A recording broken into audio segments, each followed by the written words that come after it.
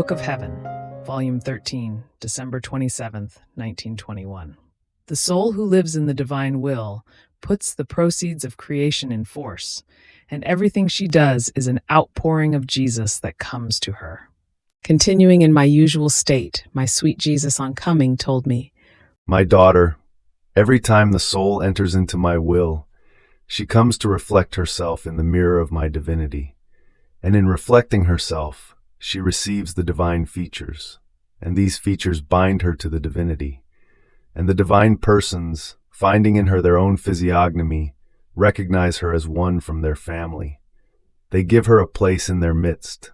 They admit her to their secrets. And recognizing their own will in her as center of life, they admit her to that eternal point and enrich her with all that eternity contains. Oh, how beautiful it is to see this little image of ours inundated with all that eternity contains. She, as a little one, feels lost, drowned, unable to contain it within herself.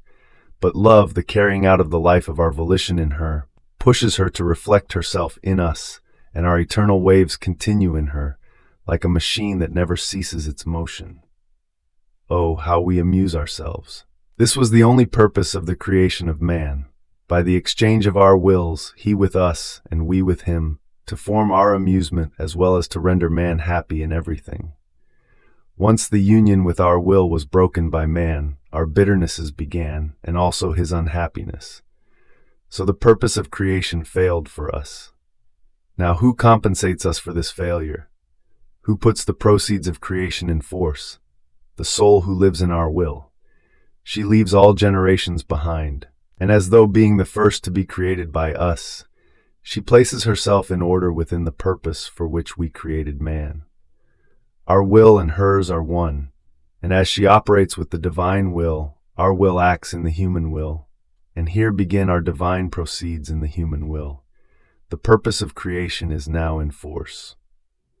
And since our will has infinite ways, as long as it finds a soul who offers herself to letting our will act, immediately it recovers from the failure of all the other human wills.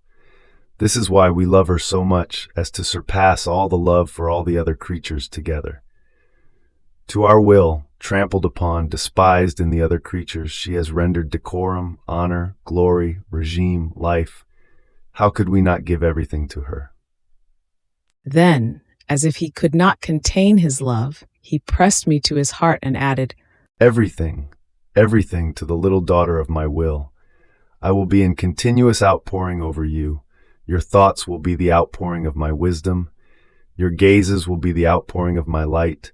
Your breath, your heartbeat, your action will be preceded by my outpourings first, and then they will have life. Be attentive, and in everything you do, think that it is an outpouring of Jesus that comes to you.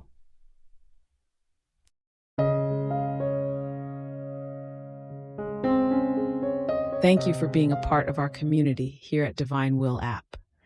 If you enjoy listening to Jesus's lessons on how to live in the divine will, please give this video a thumbs up. Your likes help us reach more souls yearning to live in the kingdom of the divine will. We'd love to hear your thoughts and reflections, so drop a comment below. Your insights not only enrich our community, but also inspire others on their spiritual journey.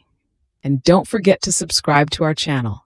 By joining us, you're helping to spread the news of the kingdom of the divine will, so that together we can bring his kingdom to reign on earth as it is in heaven.